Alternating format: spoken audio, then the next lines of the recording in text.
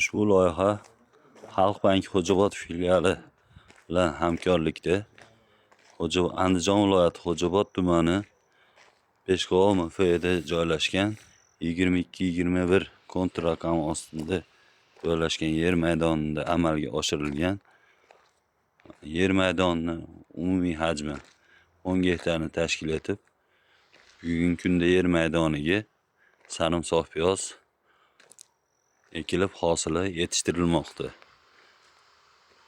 Ushbu yer maydoniga Maqsuda Nabijonova fermer xo'jaligi agregator sifatida biriktirilgan. Bugungi kunda 33 nafar dehqon xo'jaliklariga ushbu yer maydoni biriktirilib faoliyat olib bormoqda.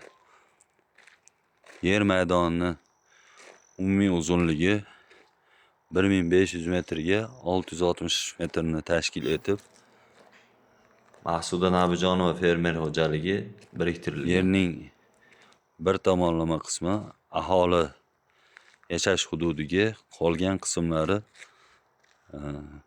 boshqa fermer xo'jaliklariga chegaradosh hisoblanadi. Bugungi kunda sarimsoq piyoz hosili yetishtirilib, zamonaviy uskunalar yordamida sug'orilib parvarishlanmoqda. Hosilni yig'ishtirib olish vaqti may oyining oxirgi sanalari va iyun oyining boshlariga mo'ljallangan.